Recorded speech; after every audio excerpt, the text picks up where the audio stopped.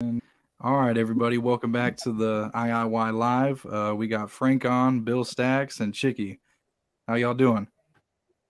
Chilling, How you man. doing, guys? Doing Pretty good, good. thank you. Doing good. Doing Hell yeah, great, bro. dope, man. So, what did you have to ask Frank and Chicky? So, Frank and Chicky, I want to ask you guys: have you guys ever dealt with the same people in the street?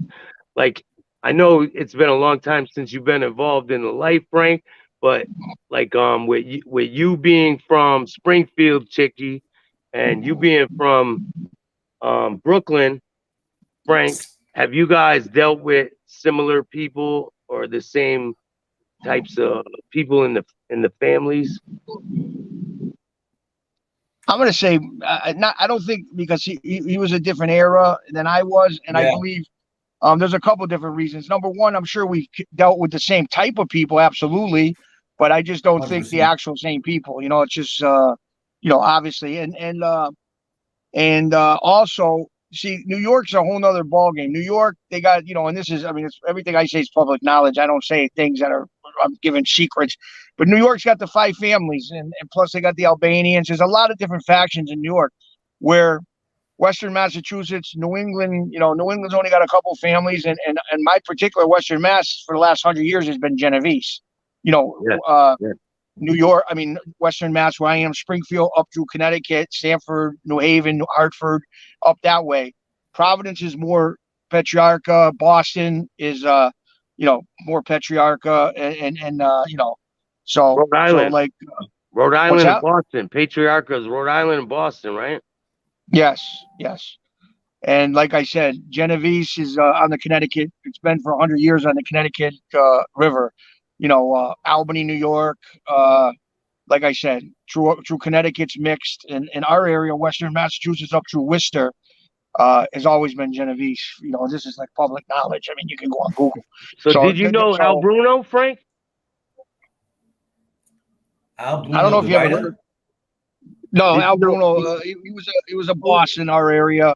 He was a Genovese guy, but he ended up getting murdered in 2003. But he was a like I said, that'd be like him. There's so many guys in New York. It's hard to know everybody. Like, it's hard for him to know everybody. Like, it's hard for me to know everybody in New York. There's just so many guys. Yeah, Right. Yeah, I don't know too What many year? guys out of. I know Nicky Bianco. The only guy I knew out of Rhode Island was Nicky Bianco. Only because Nicky Yeah, Bianco yeah, used to be on Pleasant Street. Otherwise, I Yo, wouldn't right, what know right. about him. Did you know anybody from Springfield? No, I don't know anybody over there. Don't forget, I'm out No. of here Yeah, no, 22 years, and and Yeah, yeah, and and yeah. and, and it would be a lot older. You know what I mean? I don't know yeah. Exactly. no young guys. I don't know young guys now. Half the guys I know are dead. Right, right. Exactly. No, all the guys I know are almost are dead. I Yeah. don't Yeah. know anybody. Right, Were So, you what guys You year? ever know, around Connecticut, right. Frank? no, I was never. No, we were Brooklyn guys. We stood around Brooklyn, New Jersey, in the Manhattan, Florida. Yeah, You know, and the only way I with Genovese right. family is because my Yeah, same father as was, us. was was with Chin a little bit, and that's why I know Chin. But otherwise, I wouldn't know anybody out of a crew out of New York. I would know Right, right. Yeah. So, What guys Chicky, from family? Brooklyn. Oh, Chicky, go would ahead, they Bill. go down? Would they go down from Springfield to New York to have meetings with people in New York? Oh, they used to do it all the time, and then a lot of them guys would come up our way too. Like, a lot of times, they'd come up our way, and there'd be meetings all the time. As a kid, I can remember, I used to work at a food stand, where it was a lot of mob people there, and that would be Bruno's hanging around. A lot of the big shots would hang around this big food stand, and guys would come up from all over Providence, Boston. I mean, we used to wonder who they were, and then eventually got to know them, and they would come up. And I remember a few times I used to go down with Bruno to New York, and they used to bring a truck down during Christmas with well, he used to take different people every year, but I went a couple times where they'd drive a truck down to the different social clubs, Genovese clubs, and they would drop off, 50, 60, 70,000 worth of liquor and Meat. meats and everything. Everything, handfuls of stuff, and bring them into different.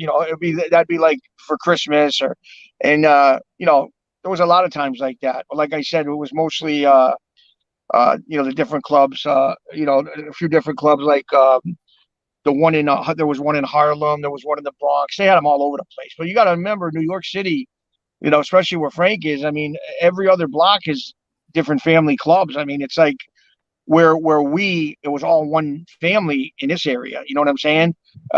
Where in New York, you know, every other block's a different family, basically. Yeah, we have What family were you, hundreds Frank? of clubs, hundreds. You know, every crew, every family, everywhere you turn, you know, was a different family and a different crew. So we were all around them all. You know, it wasn't just one section, one guy. Even not from down Brooklyn, Red Hook. Even in Red Hook, you know, the Gallows and the Fachis. You know, but it was the Columbos, right, Frank? What? It was the Columbos, right? You were around the Columbos. That was right. Yeah. We was well, technically we were the Columbos, of course, but Joey and those guys, they were really renegades. So you know, you said you were with Joe Colombo, you get cracked in the head. You were Joey Gallo. Yeah, you couldn't go around using his name, right? Well, don't forget the Colombos and the Gallows always, war, arguing, and so either you're with Joey or you're with Colombo. It was no in between, you know. Even though it's one, you know. Frank, when Joey was as crazy, I mean, of course, everybody says it. Was Joey as crazy as they say, huh? You know, Joey's crazy as a fox, man. You know, crazy as a fox. He was set in his ways, man. The guy was an old school gangster, and he believed his family. He's the boss. They had no fear. You know, I mean, he was a kickback in the old days. No fear, and was he crazy? I mean, you know, he was a crazy guy that had 50 guys love him and followed him. So, you know, exactly. He had some kind of magic. It wasn't for earning money because we were never big money earners with Joey. You know, it was just that they had magic. You know, Larry Gallo was, you know, everybody loved Larry. Joey had. How did they make money, Frank? How did they make money? Bookmaking, Shylocking, you got bars, you had bars, you know, you have, you know, the common stuff. I mean, Joey, the Gallows were big in jukeboxes. Street number was huge. Street number's always big. You know, bookmaking is big. We had bars. Did they do robberies? Did they ever do robberies and things like that, Frank? If the score came up, you do it. That we're hooligans. Yeah. Don't pass that up. I got Stacks in New York. Stacks in New York. They had a lot of robberies out of the airports too. That was huge. You kidding me? Oh yeah, the airports. Yeah, like all the luggage and shit like that, taking people's stuff. You had a guy in an airport, you know, a trucking company. Man, they used to drop everything off. They used to drop one, deliver one, and drop off two. It was all insured. So you know. Was the game, you know. Everybody, like VCRs and things like that. Would it be like stuff like that? Truck full of VCRs. I mean, we had a lot of different stuff. You know, we had champagne. We had clothes. We got shit of clothing, man. European clothing at one time. Whatever was worth. Oh, they would get stuff before it even came on the market. You know what I mean? I can remember back in the early days, they used to get the microwaves. They weren't even thought of back in the, you know. Really? They knew what it was. They knew what the manifest was. If it was something worth it, it would disappear. So what? They just went and robbed a truck. Right. They know what's you know, the trucking company knows what it is already. So you know, it's usually good if it's out. You know what? The whole truck will disappear because I'm in a storm over here in New England. Can you hear me good, you guys? Yeah. Okay, if I go out a little bit, we're having a storm here in New England. But really? No, another thing is a perfect example with Joey Gallo and even like Roy DiMatteo is no matter how your reputation is, how crazy you are, how tough you are. I mean, if you become an expense where you're that crazy, look what happens. They get taken out. You know, eventually they're going to get somebody close to you to take you out, and them are perfect examples. You know. Well, that's the name of the game. That's the name of. It's always been that way. Yeah. And if you're too tough, they're gonna kill you too because you're scary. If you're too tough, being too tough is not good either. Yeah. No, there's a lot of guys that died here because they're real tough guys, and sometimes they're not controllable or tough, or they get scary, and they die fast. And they went. So, fast. Is there any examples you could tell us of, Frank? What's that? Is there any examples you could tell us of somebody acting like they were too tough and them taking them out? Oh, sure. Well, Mimi got killed. He was a Colombo guy. Mimi got killed in the early 70s because he was a wackadoo, especially when he drank. Tough guy.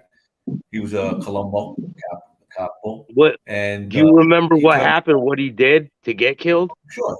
He badmouthed Carlo Gambino one day in a restaurant, amongst other things, and he was just too wild, motherfucking everybody. He had no respect for anybody above and below, and they took him out. And he was a bad dude. He ran Coney Island. Mimi Scarola. His name was Scarola. You look him up, Mimi. He was a bad dude. You know. I've heard of him. They took him out.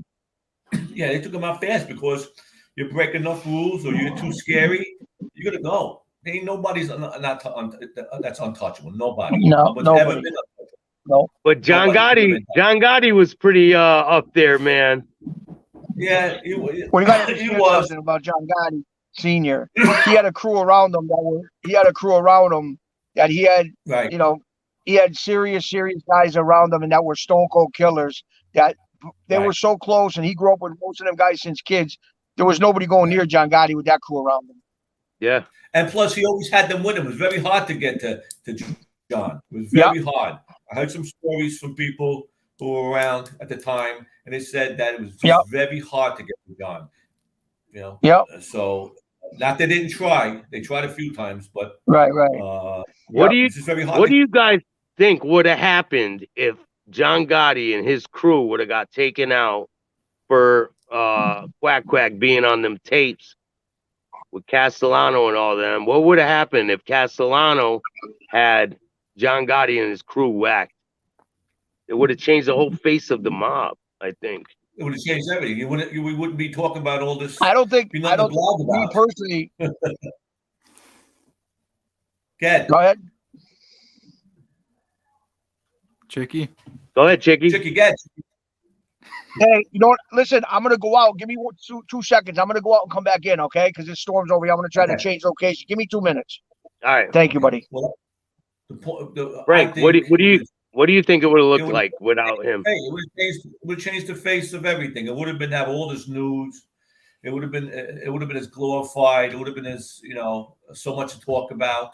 But it wouldn't have changed the Mafia.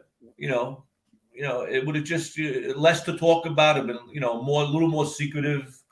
I think it would have scared people too. It probably would have scared people into not talking and not being this open about, because a lot of that damaged the Mafia. Well, if they would have when they went to go kill Sammy in Arizona, if they would have killed him, that would have scared everybody. But the problem, they didn't get him. 100%. And what happens? They didn't get him, and they get convicted of the crime, if I'm not mistaken. They didn't even see the guy, and I heard they got convicted. Do you know who the people were that were going to kill him? Yeah, it's on public record. I think it was. It's public record. The guys were in jail. There was guys in jail for doing it. Grasso, let Grasso tell you though. But Grasso was in with a couple of the guys that were accused of that. That's why they were in jail for. Right. They didn't even see him, and they wound up going to jail. So if they would have clipped him, I really would think you wouldn't have as many guys, so freely flipping. I don't think you would have had as many. I mean, people are going to do what they want because they have to. But I think it would have been a little more. They would have been a little more fearful to do it. And all it took was just those Frank, turning events. Can you hear me, Frank? Yeah, I hear you. I want to ask you a question, Frank. What you think? You've been around a long time. What do you think about this? And honestly, what do you think about these YouTube guys? All these guys and these informants that have set up channels, telling their stories, and everybody's going Google for them. I mean, going crazy for them. Some of them, Sammy, a ton of subscribers, all different people. What do you think? What do you think about this? I mean, the old timers got to be turning in their graves, no? Of course. Listen, these guys, they do. I don't condone it, but we're not in their shoes either. Number one. Number two, guys do crazy things, man. If you're crazy enough to kill people and your cousins and your brother and the guy you love, you're gonna protect your ass at one time. These guys are different than 50 years ago. Right. No, I don't condone it. 100%. I think they're getting. No, the problem is, they did what they did. They did very bad things. They did very, very bad things, as we do in this life. And then they want to flip, see God or whatever they did. Put 50 guys in jail. Go to jail for a while, come out. Then they want to come online and they want to brag about it. They want to brag about killing people. I don't think anyone brag about killing no one. I killed 19. I killed 4. That's a personal thing that you shouldn't be talking about on for any reason, even if you get a pass. That's not something you should talk about. Now these born again Christians, they want to help people. Meanwhile, they're boasting that they killed 4 people, 6 people, 19 people. You don't do that. If you get born again, that's when they're full of shit when they're born again and want to help anybody, because you wouldn't be bragging about those bad things you did. You would put them under the rug. There's other things to talk about. I've been doing this for 10 years already, and I never committed myself a crime. I never did anybody in trouble. I told jokes, and the funny side of a crew. That was my version of it. And I stood around long enough doing this without having to say I killed 5 guys, 20 guys. I feel bad for the for the families. These people got brothers and mothers and fathers. You do what you had to do at the time. Okay, you do that as gangsters. But now you got to go 25 years later removed. You got to go there bragging about it and laughing and making money on TV about it. That's bullshit. That's what I think is wrong. And I don't believe any of these informants would. Go ahead. Go ahead, Chicky. You broke up, Chicky.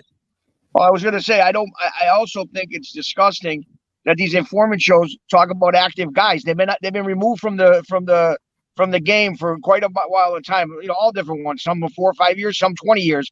And even if you know something about somebody that's active, you should keep your mouth shut. Just talk about your story, about you personally, things, but you don't have to bring things up that's going on now, who you run into, what they say to you, and then put them out there. I think it's disgusting. And it is. But listen, Adam, how could you do it? You put 50 guys away to jail, and then you want to talk about somebody else? I don't know. Maybe because I'm a 9th grade dropout, I'm fucking stupid. Maybe. But I put 50 guys in jail that not even got to do with my case. That that you have to do because you got to take the whole line down. And then you want to talk. Then you bear out other people. Everybody else is an asshole. Everybody else is a mutt. Everybody else is not a gangster. And there's always an excuse. There's always an excuse why they turned. Yeah, and no one ever did nothing wrong. It was everybody else's fault. Nobody ever did nothing. Everybody flipped because that guy said didn't. Everybody's innocent, right? Everybody's innocent. Everybody's innocent. Everybody else is a scumbag except me. Yeah. Well, that's what I don't understand. I just don't understand that. I mean, as a what do you call it?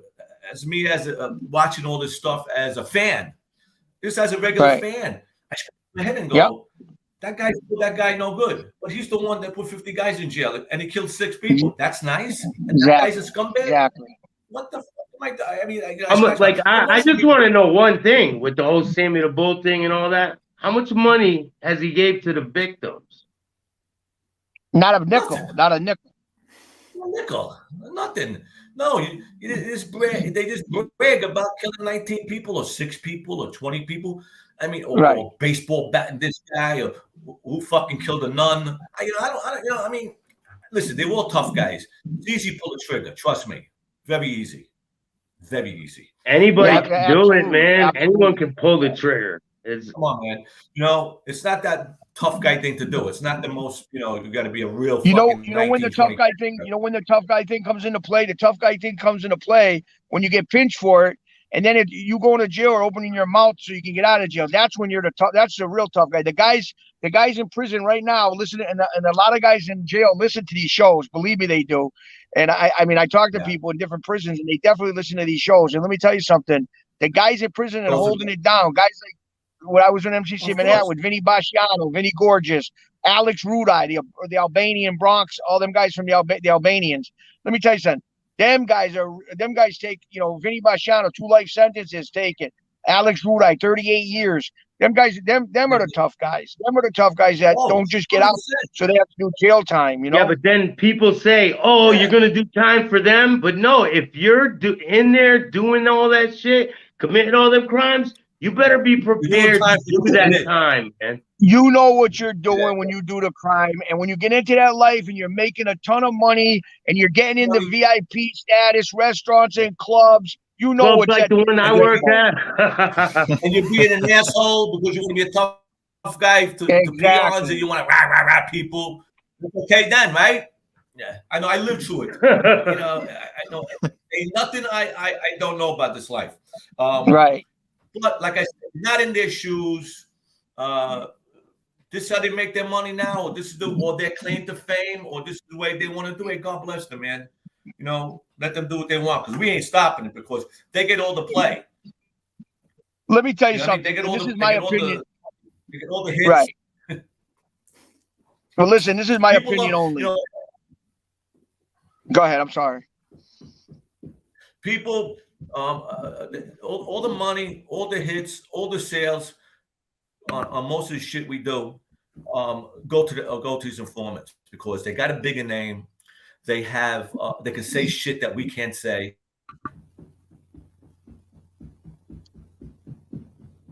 Oh shit! Did he cut out? Yeah, he broke. And you know the time. Can you hear me?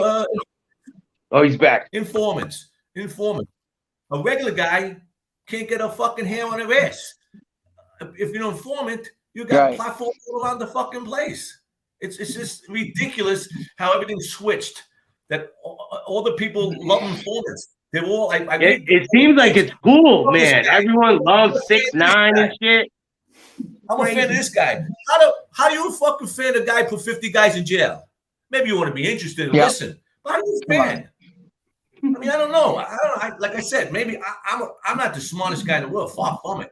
But I mean, common sense. How the fuck you fans? People killed 50 people, 12 people, baseball bat. Listen, Frank, that's why it's my opinion. That's why it's my opinion. Any guys that ain't rats that can get away, you know, that can walk out of that life as far as walking away with their head held high and saying, listen, I can't even leave my door without feds following me. And when you got bosses like Joe Mazzina turning over and under bosses, Sal Vitale, I can keep going and going and going. Okay. Yeah, when you got guys like that, what's that? I said you go on forever with everybody flipping. I mean, the fucking list is forever. Exactly. So if a guy who don't flip says, listen, he like let me give you an example, and I don't want to keep bringing it up. I just bring it up on person, like John Gotti Jr. Okay, you can say what you want. Let me tell you something. That guy to beat 5 trials like that, okay, $8-point-something million in law bills. He beat 5 trials back to back to back to back. Some of the trials were for things he already was beat. And it was a death penalty. He was facing a death penalty. Was he really? Damn. Exactly. Yeah. And we all know who the number one witness against he was, and nobody believed him. And, you know, not for nothing, but this is what I'm saying. And he walked away. And you know what? That's honorable. I don't care what anybody's. That's my opinion. That's honorable. Anybody that can do that and walk away on their own merit and say, listen, you know, this ain't for me. I mean, not with the writing on the wall. I mean, especially where I come from, the events that happened with me. It was a death sentence for this guy to stay in this life. It would have been a death sentence to stay. He was ruined. Yeah, 100%. 100%. And then again, that family want him to walk anyway. They didn't want nothing to do with them no more. So he walked pretty easy. Right. You know, just like when we were with the family. And it's just like I said, if guys are in that position, they can do that. I mean, they know. Listen, the writing's on the wall. What else has to show you? Does something have to punch you in the face to show you? What else has to show you? Just look at the last 15, 20 years. And if that don't say, wow, the old days are over. If that don't say it, then you know what you are? In my opinion, basically, there's a lot of guys out there that still want to be in this life, and all they're doing they're waiting to be rats, because that's what's going to happen, especially with all these laws by Giuliani. When these guys are getting, you know, RICO laws, come on. Yeah. No, they just wait. Well, my phone's dying, bro. I love all of you guys, man. You guys are all great. And just to All let right, you guys Stacks. know that Donald Trump is back on Twitter, man. Oh, really? Yeah, man. I just got the message Hey, that I'm back. let me know when he's back in the presidency. Yeah. Let me Hey, know when he he's the got my president vote. again. That's what I really know. You guys are great, though, man. You guys should come out to Minnesota sometime and come see the scenery. Don't wait for me. Don't wait for me, brother. Yeah. You see my ass in Minnesota. It's fucking cold. Hey, It's man. Stacks, great up here, man. congratulations for everything you got going, and don't forget where you came from. Enjoy it. Never, man. I'll never forget it, bro. Thank you guys, man. See you, bro. Thanks for joining. Later, Yeah, man. Make All right, sure you bro. guys hit the like button. Hit the like button. Subscribe. All right, man. Later, bro. And subscribe, absolutely. Bye, Stacks. Yeah. Well, I guess on a funnier note, what are some funny stories you guys got? That you kind of went through. Because Chicky is always talking about busting balls, and Frankie got a lot of funny stories too. So yeah, there was. Yeah, I had a lot of funny stories, to be honest with you, and they're all past now, so I can tell them. But the guys in our area were old-time school guys. They were old school guys. One of our guys, well, one of the guys I looked up as a kid through the 70s and 80s was a guy named Sam Kafari, Big Nose Sam. And he was at the Appalachian Mountains. He was with all them guys. Remember so many, whatever it was, 100 guys or whatever. Remember the Appalachian Mountains, Frank, when they had that big meeting in the 50s or whenever it was? And this guy was there. And this guy was like the Vito Genovese of our area. He was a I can't even say allegedly. Allegedly he was the boss of our area for many, many years. And old school guy, that's in the day when, they wore the suits, and it was an honor thing. And it was just a classy thing. It's something that drew people. That's what drew people in.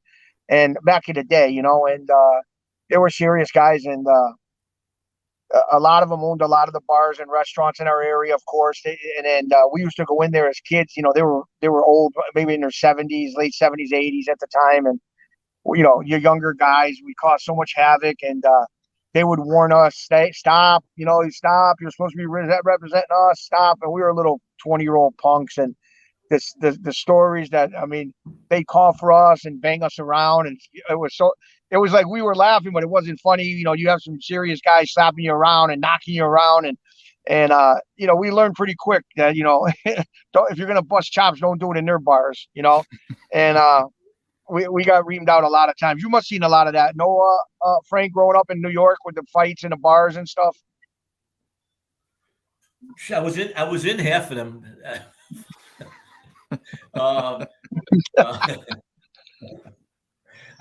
Listen.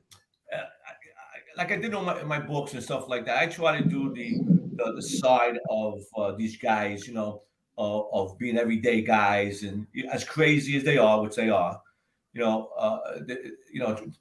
though it's 365 days a year, they're not killing people 365 days a year. They're some guys have families and wives, children, and they joke, they laugh.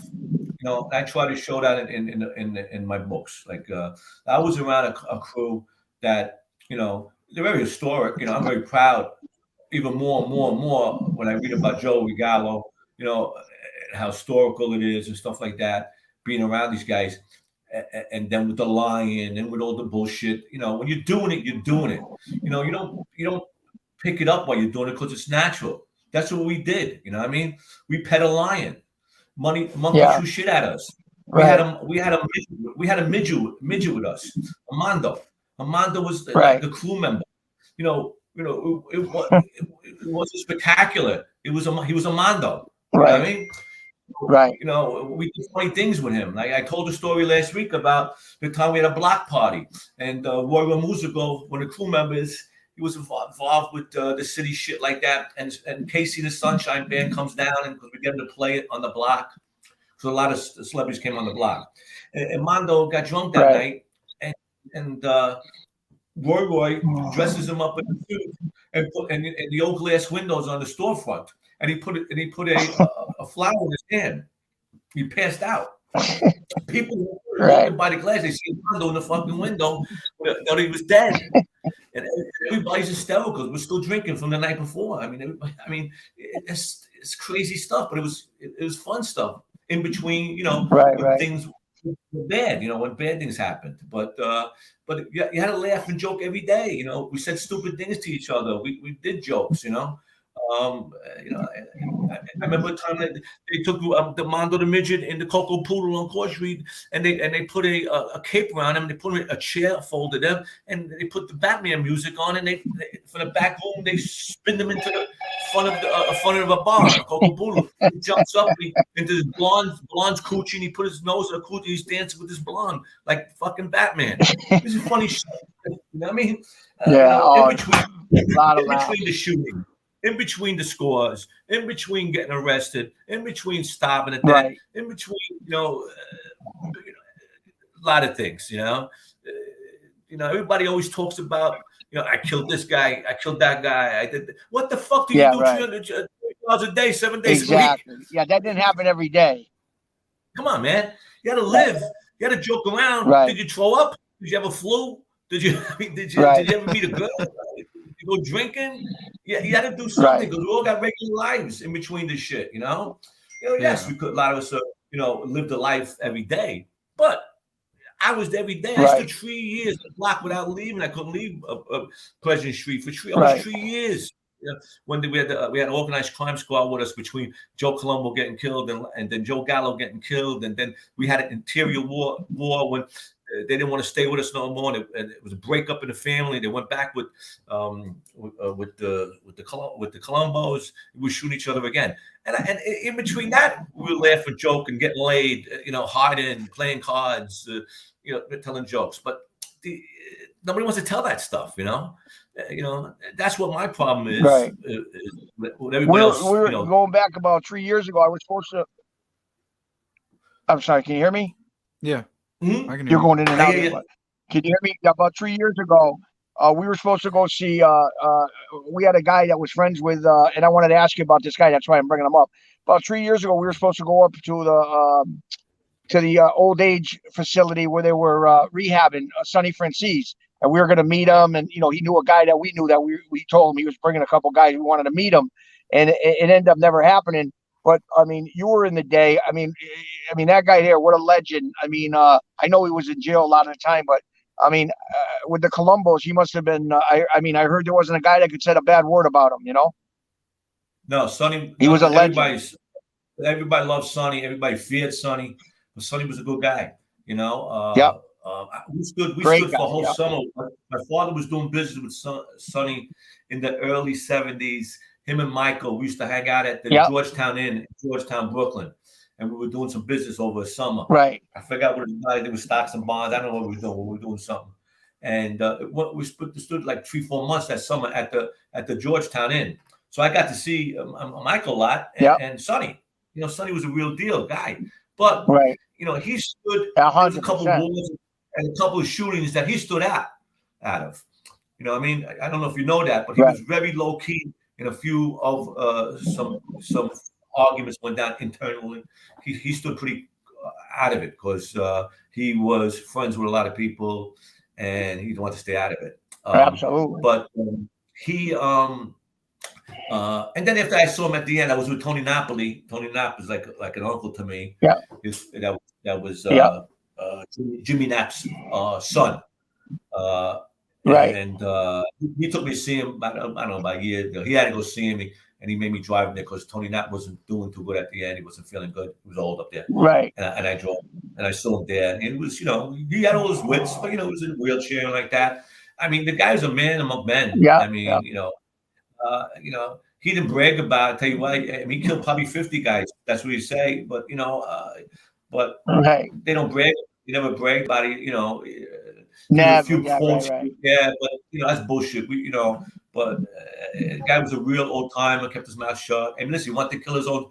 He had to take. He said, "Okay, to kill his own son because he don't want to go against the rules." So imagine 98 years old. Imagine 98 years old. You testify against your father. 98. Yeah, that was John, right, Johnny? I think it was John. Yep. Yeah. Well, he's a junk box. You're junk. You can't. My father told me all my life. He goes, you can't trust a junkie. I don't give a fuck who he's with, how much you love him, how close he's to you. No. He said you can't trust him, Frankie boy. You can't trust a junkie. You can't trust a woman. You can't trust a lawyer. You can't trust a banker or a car salesman. And he goes, especially junkie. You can't do it no matter how much you love them and how close. Because Sonny was driving around with him. You know, Sonny, that was his son. And I don't even think even Sonny might have knew it. He didn't want to come. He didn't want to think of his son as a junkie. But what are you going to think? I mean, it was out there. Everybody knew it. Yeah. So it had to have been hard. These guys turn they turn a dead eye to a lot of things for reasons, maybe they're selfish reasons because you need them to drive for you and you said, fuck it, and you need somebody and there's a lot of reasons. I don't think they're that stupid and don't know that. These guys are smart. And junk bags, everybody. And listen, if everybody in the street knows, you know. If anybody in the street knows, the cops know. Right? Absolutely. Right? Absolutely. Yeah. So that's why I hear all these stories. I hear people talk all the time, and I scratch my head. I say, yeah, if you notice, they don't know that. Nah, I don't believe it's true. Right. Especially when people tell stories down the road. I mean, all my life, and I try to tell in the books is that I don't tell stories somebody told me.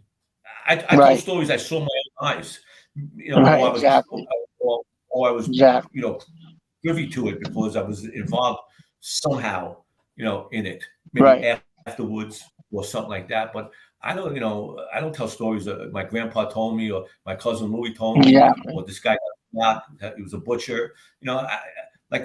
We argue, not argue, but the debate all the time with us is about the Anastasia killing, and I wasn't there, but I sat with all the guys that killed them. You know what I mean? And they bragged about it. And this life, you can't brag about killing Anastasia. You look like an asshole. Come on. You will look like an asshole. It's idiotic. It's idiotic. Yes. Number two, a fact. Joe Bafacci didn't like Joey Gallo. Didn't like him at all. Right. And he straightened him out right after the Anastasia killing. He straightened out Carmine, Larry, and Joey. Why? Yeah. You don't find that coincidental? What? Just for the hell of it? Because they do that and they got straightened out for it. And all these other people said, no, I told this Gambino crew, I think it was Gambino crew out of New York, they did it. But why? Where'd you get that from? Where'd you get it from? You have no corroborating evidence. Just somebody told you I can tell you things. If we get the phone, I'll tell you something. But what the fuck does it mean? It means shit. All the evidence goes to Joey, Larry, Carmine, and Joe Jelly doing this killing. They get straightened out after it. We know Joe Bafacci did not like Joe Gallo. I mean, he needed him and liked him as but didn't like him personally because he was a hothead or he thought he was a cowboy. So and they mysteriously all get straightened out right after the killing. So, but people with brains notice, what I mean? But you get people that keyboard people that not in this world that just read and become experts reading. They don't know better, and they argue with you. Now, I don't argue. I read these things. Frank don't know what he's talking about. I don't know what I'm talking about. I saw a guy glassy-eyed that just chopped somebody up. Don't tell me I don't know what I'm talking about. I saw my father chop somebody up. I'm sure. What did you ever do? You read a book. The Five Families. You read that book. You know everything now. Or went on Wikipedia. Yeah. You don't. Or your uncle, once you moved, told a story. But you never did nothing in your life. You never got arrested. You never whipped nobody. You never did nothing. Right. And you got an opinion through historical. They says I write stories, but no, it's not a historical fact. What the fuck is a historical fact? I told you what it is. A reporter writes the fucking story. It's a historical fact. Yeah. I mean, what? I don't understand that. I mean, I sit around and watch everything, read everything. I go, I know I'm a ninth grade dropout, but I'm like that fucking stupid that I can't make sense of nothing. So I just go crazy. I don't answer nobody on the questions or comments Frank, because it's not Frank. The movie The Irishman. What did you think? We all know it was all bullshit, 98% of it. But what did you think about the portrayal of Joey Gallo getting killed by Frank Sheeran and all that bullshit? Well, we know it's bullshit because I tell the story all the time. No, I know, but I'm saying, about the portrayal of how that happened. I mean, what a joke, huh? It was 100% joke because, like I said, when Peter Greek got out of the hospital, he went down to see Albergallo. I'm on the block. Right. I'm right there. Right. Albergallo turns over to Peter Greek and asks him, "Who killed my brother?" Right. Fucking Peter Greek turns around and says, "Sonny Pinto shot him." Yeah. Now what the fuck closer? The guy who got shot in the ass, right in his face, told you who shot him. And, right. And then these movies come up with unbelievable bullshit. And don't forget too, Blas's sister was there, Carmela. Was she retarded? That she didn't see who shot him? 6 foot man? Of course. They know. His wife was there. Joey's wife was there, and Peter Greek's girlfriend, Dorothy, I think her name was. They don't see who's shooting them. I mean, they went right down to Blas is the first one to ask them, "Who the fuck killed my brother?" Right. Right. No, but they got these guys who write a book, and this crazy shit. But it's Hollywood, man. They don't. I know it's crazy. Let them do it. Hollywood wants fictitious, glamorous, banging ahead shit. Yeah. They want to do it real. But people take this real, and then they go on Facebook over here and all this shit, and they see who killed them. Yeah. And you got another battle, trying to tell a true story. Not that I give a fuck either way. As long as they buy a book, like it and not whip it up, but you can't tell the truth with these people because they don't believe the truth. They believe hearsay, gangsters that have a right to say anything they want because they got a pass. They can say anything they fucking want. They can say "fuck your mother," anything they want to say. Right. Believe them, but they never once say they did anything wrong. But they never once say they were stupid or they made a mistake. Or that they were bothered the wrong person or picked up. Never say that. Everybody, big wrong guy. This guy was no good. This guy was an asshole. This guy was not a gangster. This guy did this wrong. He robbed the doctor. Nobody did nothing wrong. Well, you just never know what to believe if you ain't there. Yeah, man. So, but they get all the press. They get all the press, man. It's just and they get all these fan people. They get all these people subscribe, and they believe their word is gospel to them, and it's crazy. Because if they just did a little homework, they would realize they're bullshitters. Right. That's what I'm trying to bring out. That's my point. It's just amazing, But that's what we got to deal with. I mean, unless you become a rat and you got a freedom to say what you want, then your hands are tied. Your hands are going to be tied if you get more on here. I mean, how you write a book.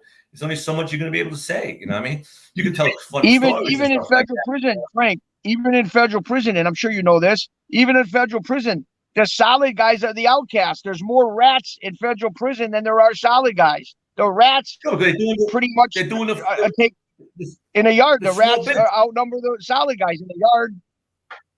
Yeah. They're doing all the small bids, the 5, the 3, the 5. They're doing the small bids on, for copping out. They're doing the small bids. There was a guy, Frankie Blue Eyes. It was I think it was a Colombo guy. He did 19 years, 363 days, right, on a murder, because he was a fan of magazine. I sent him free magazines. He's a good friends with Sonny Gerard. Sonny Gerard used to be with Colombo's Jewish guy. He used to be with I forgot his name anyway right now. Anyway, a day before he got getting out after doing almost a 20-year bid. Another Colombo, somebody in the Colombo family flipped. What do you call it? Implicated him on a murder. They went to and they held him on a murder. He wanted to flip it the next day. He tried to say, "I did 20 years." A day before I get out, some scumbag that gets pinched in the Colombos that knew about it, the murder, or maybe was part of it, and flips on him. And they pulled him out. I know they put him out of circulation next day. I scratched my head. I feel bad for this guy. And now he's 20 years removed. How do they even use him? Because he's 20 years removed off the street. Half the guys he can testify against probably all gone. You know what I mean? Yep. So maybe they felt bad. Maybe they felt bad for him, and they, you know what I mean? And they took him off the street. How do you do that? How do you guys do a stand up? Frank, 20 years. What? Frank, you've been around these guys, you know, especially like you said, the Columbos, and you know a lot of guys in Brooklyn. Let me ask you a question because I don't know. I'm just asking. This guy that does all the shows, all the podcasts, and they wrote a book, this Ramonde, Luciano Ramonde, whatever his name is. Did you know him back in the day? Has anybody hung around the Columbos? Did you know him with a crew or anything? I'm just asking. I'm just saying because I always was curious of all the people I've talked to. I mean, you know, I'm not putting the guy down. I just nobody knows the guy. No. Nobody. I don't know him either. Okay. I had lunch. Tony Napoli called me up about 3 years ago. Tony Napoli said, Frankie boy, do me a favor. This guy wants to write a book. Have lunch with him. I had lunch with him. He told me his story, the whole thing he writes in the book and stuff like that. And I said, okay, if I can help you, I'll get back with you. And I couldn't help him. And he went on his own and he had a book published and stuff like that. No, I don't know anybody that knows him. Don't forget now, too. We come from different times. You know what I mean? I'm out of this 22 years. Right. You know, I walked away, and I was with the Jersey crew when I walked away, even though it was. Yeah. No, but I figured one person, somebody you knew would have maybe knew of them, heard of them. Somebody you were, you know, you don't even know. You know what I mean? No, and he said he was downtown. I know, but he's with the Columbos now. Don't forget now, if he was with the Columbos, you know, I wouldn't know him. I wouldn't know him unless he was a regular and somebody, you know, that I would know. You know, I would know. You know, I know Carmine, I know Ali Boy, I know, you know, Jerry Lang well, you know, McIntosh, you know, all tough guys. Those guys I know. Now, you know, you get a few guys in between that was there, and a lot of guys are there. You know, they got a big crew. Doesn't mean, you know, I would know them. You know, and they come in afterwards. You know, just like Sammy the Bull. Sammy the Bull says he was with the Columbus. I never knew he was with Columbus. Never knew that. A lot of people. A lot of people never. Yeah, you know, so you know, a lot of guys say stuff. Did he do all these things? Hey, man, God bless if he did. But no, I don't know him. No, and I don't know anybody that does know him. But I don't know if he didn't do these things. You know, I don't know. We weren't there, you know. So like you were saying earlier, we don't know. We were never there. I don't know. That's I don't know what Chris, you know, what he did. You don't know what I did, you know, because nobody. You don't supposed to know what I did. And I don't supposed to know what he did. Exactly. Because that's the right way. You know, we only know this now because we're talking about it. But but he's cutting out a little bit. Oh, can you hear me, Chicky? Can you hear me? Yeah, I can hear you. He's still kind of cutting out a little bit. Reality guy supposed to. Am I right, Chick? Am I right? You don't supposed to know about what I did. What you hearsay. You cut out. Of course not. Of course not. I didn't hear you. I don't supposed to know. Maybe I know of somebody or hear something, but I don't know what I'm supposed to do. I don't know. Supposed to know your fucking business. I know your business. That's no good. Of course not. I shit my father for almost 40 years. And my father was a type with a lot of people. If you got to go with somebody in this life, forget me, I'm a fucking peon. My father, Ricky from Pleasant Street, you got to ask an old timer who he is. That's where you get who he, you know, someone that has some reputation. And my father, I was with him for 40 years, and every time that I didn't need to be sit on something, my father used to take my hand and go like this to me, rub my hand and goes, listen, you can go to the bar and have a drink. You don't have to be here. And that was the code. For me, I didn't have to sit down on stuff that I didn't need to know about to protect me from knowing 100%. Shit that I don't need to know. You know what I mean? So now everybody's business, every fucking hair on an asshole, I get, that scares me. Right. That scares me. You know what I mean? It does. Yeah. You know all this stuff. I mean, God, man, I can't talk on this, but I've been involved with things I didn't know was being done. Right, of course. I didn't know it was being done in the middle of it. So, come on, man. Like I said, if you want to tell a story, I mean, like me, we tell stories of maybe a social club, some funny things. You told a story about the midget that was around your crew, things like that. That's we experience, but we're not putting things out there that are, you know, something that is in public knowledge already. You know what I mean? They're giving secrets. You know, nothing that anybody active. Exactly. You know what I mean? Yeah. You know, even when I wrote the two books, the first book, there was two guys still alive when I wrote the book. It was Albert was alive, and Punchy was just dying. I waited Punchy to die, but Albert never dies. He's 91 already. So I wrote the book, and I changed everything around. Right. I changed it around. I said that instead of saying in general, instead of saying Albert sent me, I said Louis the Syrian sent me. Right. Because I had to change.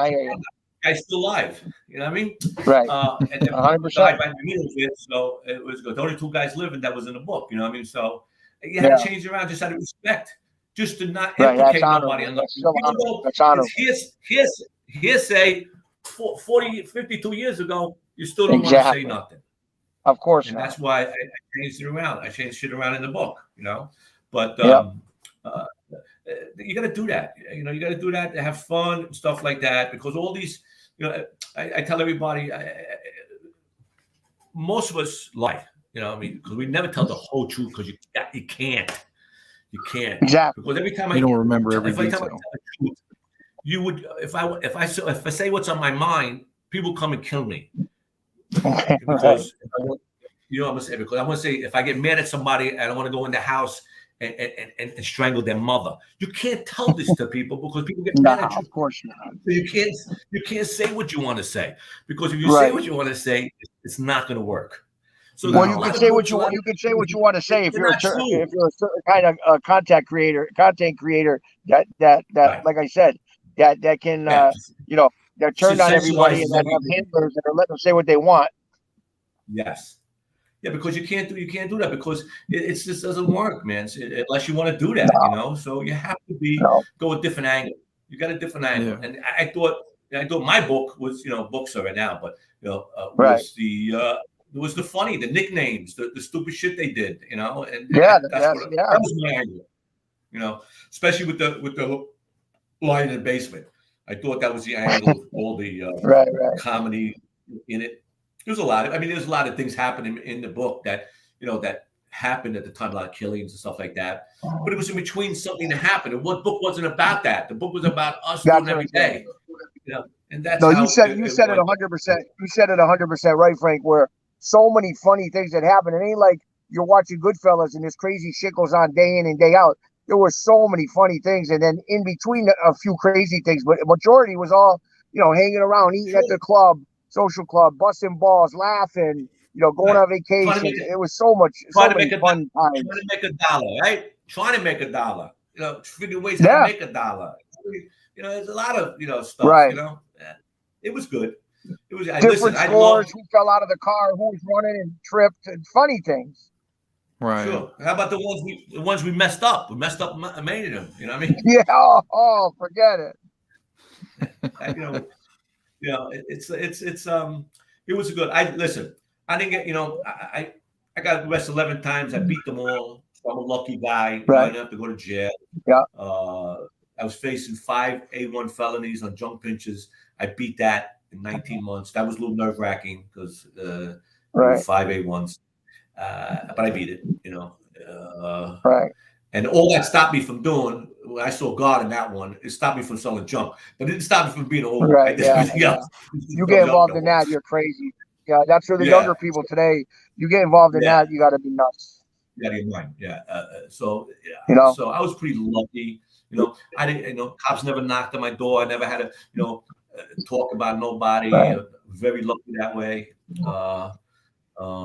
So I was a very lucky guy walking away. We walked away. We're a lucky guy too, but don't forget too, when Vinny Oceans and those guys all went bad over there, those guys didn't give a fuck about us. We're booking through. They say, well, how you walk away from the mob? Walk away because these guys didn't know who the fuck we were. They were afraid for their asses. Exactly. They don't know what we were doing. Right. They don't know who was watching us. They didn't have nothing to do with us because we weren't in Jersey. We were in Brooklyn. So that's how easy it was to walk away. Because all these guys were bad. Vinny Oceans, Anthony Copper. My skipper was Anthony Rotunda. Right. He did a year and a half waiting for trial. And then when Vinny Oceans and everybody went bad, they pull him out of circulation. We knew, that's it. You know what I mean? I mean, he testified for, about 50 people. Never blew one of us in. Now, one of us got even called in. Right. I went 9 years. Trust me, 9 years. 1992 to 99 when everybody got pitched. I didn't get called in. My father didn't get called in until my father got 10 bodies, man. Everybody, Lord knows that. He wanted to testify 3 years later for oh God, some guy came down and gave what was his name? He gave some information to Anthony Rotunda about we had somebody in the Fed's office that said it was an investigation going on and stuff like that. So he gave the information to this guy, and then when Anthony went bad, he testified against him. So my father comes in as a character witness for Fritzy Cechetelli. Fritzy. Yeah. My father wants to be a character witness. So the lawyer says, that's not a good idea, man. You got fucking 10 bodies. You're a 3-time felon. Anything bad you can think of. A porno guy. We own a porno company forever. No, I'm going to testify for him. I put the transcript in the last book I wrote. It's hysterical. Not only did he get convicted, the book became a joke book because it was so fucking funny. The testimony, my father trying to protect Fritzy and being evasive. Meanwhile, they destroyed him. You know what I mean? So, but I thought it was funny. I went to jail, but he was going to jail anyway. My father wasn't going to save him. It was stupid in the first place. We said we shouldn't have done it. But they asked for it. But anyway, because his friend expert says that my friend expert want to do it. He's one of those honorable guys. So he prepared himself when the DA asked these questions. He was going to be slick. He was going to be cool. He was going to be evasive. They fucking ruined him. They ruined him. I got the transcript, and if you read them, it is funny as hell, and that's why I put in the book because it turned out funny, stuff like that. That's why I enjoyed doing. Yeah, so you made humor out of something like that, of a serious situation, Yeah, you got it. You know what I mean? Yeah, because if not, you're gonna have a very hard life. You're right. Yeah, you're gonna. So that's what the younger generation today, go to the military, go open a pizzeria, do something, work. I'm telling you, it's you'll live a better life, and you'll just live. You won't have no stress. You're gonna have the everyday stress like everybody, but you just listen. The younger generation don't watch the movies and get all excited. Go to the military, go to college, go open a little pizzeria or restaurant. That's where you're gonna live the best life. Definitely. It's just crazy nowadays. I don't know back in the 60s, 70s, I was a kid, but Nah, this is not the day no more. Big money, but you're gonna get caught. You're gonna get caught. The surveillance is too good. The technology is too good. Everybody talks too freely today in the street. I hear it now. Somebody tell me, that guy down there is a pot dealer. The fuck? If I hear it, everybody hears it, man. Come on. You can't just do that no more. The technology is phenomenal, man. And the time they give you, nobody wants to, do the time anymore. We lost him. Yeah, he'll join back in. I don't know. Time no more. Nobody wants to do the time, and they're not bred good. They're not, from the baby. I was bred from a little baby, learn this bullshit stuff. These guys walk in, I want to be a gangster. You got a nice car, and you got a little money, and you get a pot business going, or a coke business going. You didn't have to have no background in this life at all.